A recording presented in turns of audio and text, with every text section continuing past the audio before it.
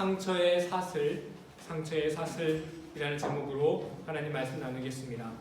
오늘 바로 성경 말씀으로 들어가 보겠습니다. 오늘 이야기는 창세기 26장의 말씀인데요. 25장에서 아브라함이 죽습니다. 그리고 이제 본격적으로 그의 아들 이삭의 이야기가 시작되는 거죠. 언제부터? 26장부터. 이삭은 부엘라 헤로이라는 곳에 살았는데 이곳에 큰 흉년이 들었습니다. 가장으로서 이삭은 모든 가족들을 다 데리고 그랄이라고 하는 곳으로 이주를 합니다. 그런데 이곳에서 이삭이 큰 잘못, 죄를 범하고 말죠. 어떤 일일까요? 26장 7절을 여러분 한번 읽어주시겠습니까? 26장 7절 시작. 그곳 사람들이 그의 아내에 대하여 보노되 그가 말하기를 그는 내 누이라 하였으니 리브가는 보기에 아리따움으로 그곳 백성이 리브가로 말미암아 자기를 죽이라 하며 그는 내 아내라 하기를 두려워하니라. 그랄 땅에 왔더니 사람들이 물어보는 거예요. 당신 옆에 그 아리따운 여인은 누굽니까? 그런데 이삭이 거짓말을 하죠. 이 친구는 제 여동생입니다. 이곳 사람들이 혹시 내 아내를 빼앗고자 아내가 위험에 처하면 어떡하지가 아니라 뭐예요? 내가 죽임당하면 어떡하지? 굉장히 비겁한 행동을 했습니다. 실제로 이브가가 위험에 빠지면 어떡할 뻔했어요. 그런데 오늘 이야기의 초점은 이삭이 왜 이 비겁한 인간아 비난하는 데 맞추려고 하지 않으려고 해요. 왜냐하면 이삭의 이 행동이 굉장히 과도해 보이기 때문이에요. 뭔가 굉장히 어디에 놀라 소스라치게 행동하는 것처럼 부자연스럽다는 거죠. 이삭이 리브가를 사랑하지 않은 것도 아니에요. 좀 남사스러운 장면을 우리가 볼 텐데요. 8절 한번 읽어주시겠어요? 시작. 이삭이 거기에 오래 거주하였더니 이삭이 그 아내 리브가를 꾀하는 것을 요셉과 아비멜렉이 창으로 내다보자. 남사스러워. 이건 창밖으로 봤다는 거예요. 그럼 지금 이삭의 위치가 침실이 아니라 어디라는 거예요? 어디 아비멜렉 왕이 창밖으로 봤으니까 어디 궁궐 공원이었던지 뭐 그럴까요? 거기에서 그냥 하는 것도 아니고 껴안았대요. 어느 정도로? 이건 절대 여동생을 이렇게 안을 수 없어. 이 정도로 껴안았다는 거예요. 이렇게 이삭은 뭔가 스윗가이였다는 거죠. 이 리브가를 사랑했다는 거죠. 이삭의 반응이 과도한 게 맞는데요. 8절 앞부분을 보시면 이삭이 거기에 얼마 동안? 오랫동안 거주했대요. 이 오랫동안은 무슨 의미냐면 아직 리브가가 이삭의 아내라는 게 밝혀지기 전이에요. 그러니까 이 그랄 땅에서 사람들은 다 이 리브가를 누구로 알고 있어요? 이삭의 여동생으로 알고 있고 다 미혼으로 알고 있는데 오랫동안 아무 일도 벌어지지 않았다는 거예요. 그 얘기는 뭐예요? 최소한 그랄은 범죄와 납치 이런 게 흉흉하던 곳은 아니었다. 또 혹시 이삭의 눈에만 아리따워 보였을 수 있었다. 그러니까 별로 안 일어난 거예요. 그러니까 제가 드리고 싶은 말은 뭐냐면 이삭이 이렇게까지 과도하게 반응할 상황과 지역이 아니었다는 거죠. 왜 이렇게 이삭은 과도하게 어처구니 없는 실수를 하게 되었던 걸까요? 정답은 우리가 이 이야기에 매우 익숙하다는 데 있습니다. 그 이유는 어디에 있죠? 바로 아브라함. 이삭의 아버지 아브라함도 똑같은 죄를 범했거든요. 창세기 12장 11절과 12절 여러분 읽으면 좀 화가 날 텐데요. 한번 읽어보겠습니다. 시작. 그가 애굽에 가까이 이르렀을 때 그의 아내 사레에게 말하되 내가 알기에 그대는 아리따운 여인이라 애굽 사람이 그대를 볼 때에 이르기를 이는 그의 아내라 하여 나는 죽이고 그대는 살리리니. 아브라함도 똑같은 거짓말을 했었고 실제로 사라는 그 지역 왕에게 데려가기까지 합니다. 큰 위험이 있었던 거죠. 아버지 아브라함의 연약함이 아들 이삭에게 그대로 전해지고 있는 모습입니다. 심지어 아브라함은 20장에서 똑같은 짓을 또 저질러요. 이런 정말 공교롭게도 똑같이 그랄이라는 지역에서요. 놀라울 정도로 똑같습니다. 여러분 생각해 보세요. 아내 사레가 사라가 얼마나 서운했을까요? 한 번도 아니고 두 번씩이나. 사라는 실제로 그 지역 왕에게 불려가기까지 합니다. 그 순간 얼마나 무서웠을까요? 자기 남편이 있는데, 남편 아브라함도 마찬가지죠. 자기가 거짓말 해놓은 게 있으니까 뭐 바꿀 수는 없고 얼마나 스스로를 자책하며 평생 미안한 마음으로 살았겠습니까? 미루어 짐작하건대 분명 이 사건은 이 가족에게 씻을 수 없는 큰 상처로 남았을 것입니다. 그런데 이 문제는 이 상처가 이삭이 태어나기 전인데도 불구하고 자식에게 대물림되고 있다는 것입니다. 여러분 상상해 보세요. 어떻게 대물림되었을까? 아브라함과 사라도 부부 싸움을 했겠죠. 그러면 사라가 어떤 조그마한 일로 서운했을 거예요. 그러면 그 서운한데 언제 일이 떠올라요? 이 원수가 당신이 나 그때 애굽에서 어떻게 한지 알아? 기억해? 그래서 싸움을 했을 거예요. 사라가 하갈 내쫓고 막 이런 거 보면은 그래도 아주 뭐 아무 소리 안 하는 여자는 아닐 거 아니에요? 그러면은 그 소리를 어린 누가 들었을까요? 이삭이 들었겠죠. 여러분 애들 아무것도 다 모르는 것 같지만 다 이해하잖아요. 어떤 일이 있었는지. 그러면서 이 이삭은 어릴 때 이렇게 다짐했을지 모릅니다. 나는 어른이 되어서 절대로 아버지 같은 행동하지 말아야지. 아버지가 훌륭한 건 알지만 저런 비겁한 행동들 하지 말아야지. 이렇게 다짐했을 겁니다. 그런데 여러분 내 모든 삶이 내 마음대로 됩니까? 이삭도 결정적인 순간이 되니까 그 아버지의 연약함이 툭 하고 튀어나오는 거예요. 이제 도대체 이삭이 왜 그랬는지, 실제로 사라는 막 불려가기도 했는데 리브가는 오랫동안 아무 일도 안 일어난 거 보면은 과거했거든요. 왜 이삭은 이런 과도한 행동을 보였는지, 그 이삭의 그 연약함이 조금 여러분 이제 이해되지 않으십니까? 막상 자기 앞에 똑같은 상황이 놓이니 그 연약함이 문득 찾아왔던 겁니다. 그 연약함, 어떤 연약함입니까? 평생 자기가 되뇌었어요. 난 이렇게 되지 말아야지 했던 그 연약함이 자기에게 계속 물려지고 있었던 거죠. 여러분 슬프지만 이것이 우리 인생입니다. 우리는 지난주에 아브라함의 순종이라는 믿음이 아들 이삭에게 대물림되었다라는 것을 보았지만, 부모에게서부터 자녀에게로 대물림되는 것은 좋은 것뿐만 아니라 나쁜 것도 대물림되는 것이죠. 연약함과 약점이 대물림됩니다.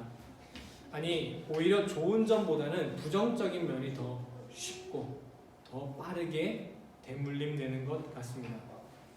정말 가슴 아프지만 외면할 수 없는, 외면해서도 안 되는 교훈입니다.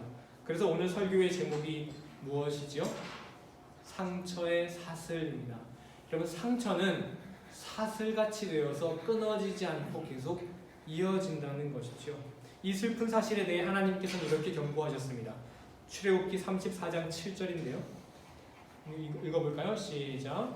아버지의 악행을 자손 3,4대까지 보응하리라. 아버지의 악행을 자손 3,4대까지 보응하리라. 부모가 죄를 지으면 그 부모만 고통받는 것이 아니라 그 자녀들도 그 죄로 인해 고통받게 된다는 것입니다. 그렇습니다. 죄와 악행은 나만을 힘들게 하지 않습니다. 어쩌면 내가 나보다 더 사랑한 나의 가족과 나의 자식들을 더 아프게 할지 모릅니다. 악행이 3대가 이어진다는 것, 여러분 이런 말 많이 하죠. 뭐 조상 중에 뭐 무당이 있었으면은 그게 악귀 뭐 이런 게 3대가 전해져 내려온다. 뭐 이런 얘기를 하자는 게 아니에요. 그건 절대, 여러분 그런 거 절대 믿지 마십시오. 그런 거 아닙니다. 나의 죄가 나를 아프게 하고 그 아픈 상처가, 그 아픔이 자녀들에게도 대물림된다는 겁니다. 근데 그 안타까운 건 그 아픔이 어떤 아픔이에요? 똑같은 죄를 짓게 만드는 아픔이라는 거죠. 우리는 자녀들을 위해 이런 고민 많이 합니다. 내가 무엇을 물려주어야 할까? 무시당하지 않게 살기 위해서 그래도 아파트 한 채는 물려줘야 되지 않을까? 아니 행복한 기억을 많이 주기 위해서 많은 경험을 줘야 하지 않을까? 이렇게 무엇을 물려줘야 할지 많이 고민하는데요. 그것도 맞는 말이지만 우리는 한편으론 무엇을 물려주면 안 될까? 나에게 가지고 있는 상처, 나에게 있는 그런 연약함 중에 무엇을 물려주면 안 되는 것인가에 대해서도 우리는 고민해야 할 것입니다. 잠언 22장 6절의 말씀인데요. 한번 읽어볼까요? 시작. 마땅히 행할 길을 나에게 가르치라. 그리하면 그걸로 그것을 떠나지 아니하리라. 마땅히 행할 길을 가르쳐야 하지만 행하지 말아야 하는 마땅히 행할 길을 가르쳐야 한다는 말은 마땅히 행하지 않아야 하는 것은 가르치지 않아야 한다는 것입니다.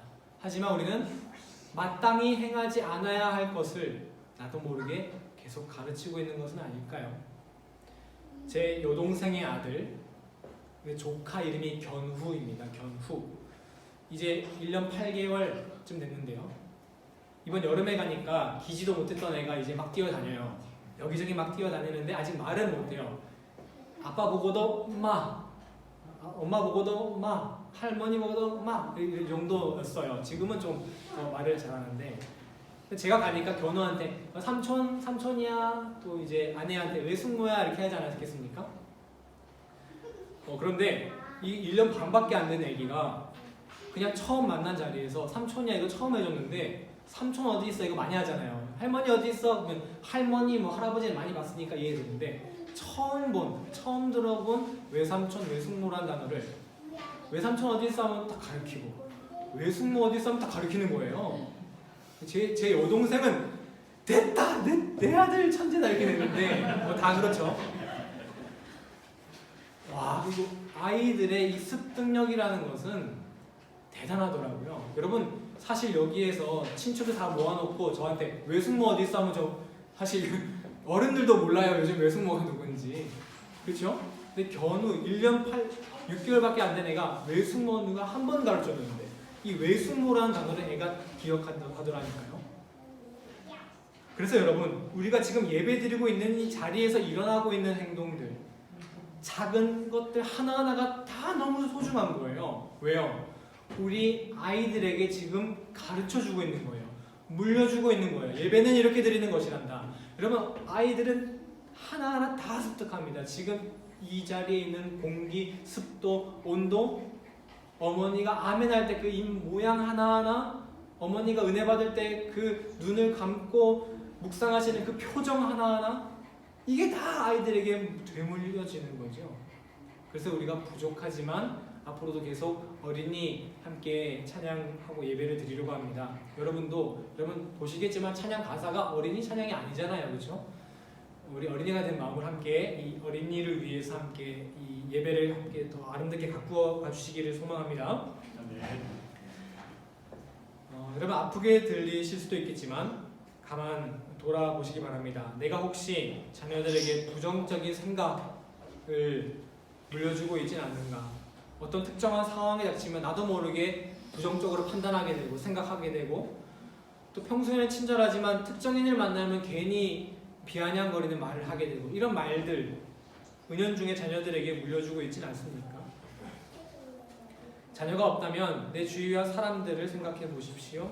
나는 내 주위의 사람들에게 어떤 영향력을 전하는 사람일까? 다시 말씀으로 돌아보겠습니다. 아버지 아브라함은 사라를 두고 거짓말을 하는 잘못을 2번이나 범했습니다. 그런데 그 아버지 아브라함이요, 자기는 2번이나 범했지만 자기 아들 이삭이 자기와 똑같은 잘못을 했으리라고 상상이나 했겠습니까? 이 연약함이 물려질 것이라고 아브라함은 상상도 못했을 거예요.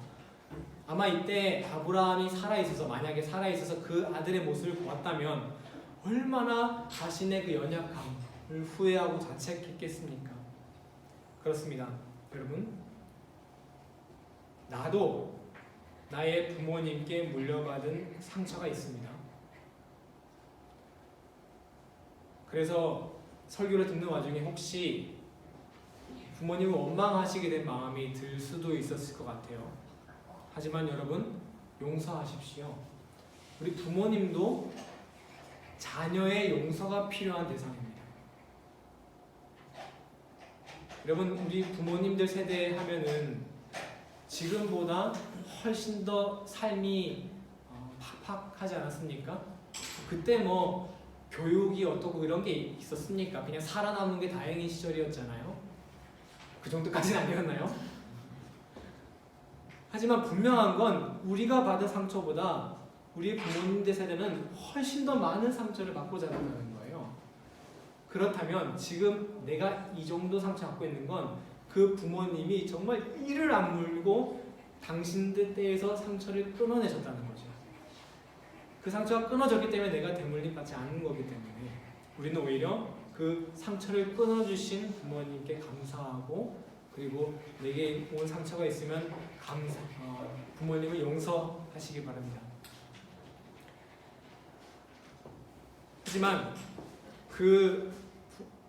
내가 물려받는 그 상처 더 이상 우리 자녀에게는 물려주면 안 되지 않겠습니까? 내가 사랑하는 그 사람에게 그것을 영향으로 흘려보내면 안 되지 않겠습니까? 내게 있는 상처를 내게서 끊어내는 여러분 되시기를 간절히 소원합니다. 고린도후서 2장 15절에서 바울은 이렇게 말합니다. 함께 읽어보겠습니다. 우리는 구원받는 자들에게나, 제가 읽어드리겠습니다. 우리는 구원받는 자들에게나 망하는 자들에게나 하나님 앞에서 그리스도의 향기니. 향기는 어떤 것이죠? 보여지는 게 아닙니다. 향기는 의도했든 의도하지 않았든 옆 사람에게 흘러가는 것입니다. 영향을 미칩니다. 여러분은 지금 이웃들에게 어떤 향기를 전하고 계십니까?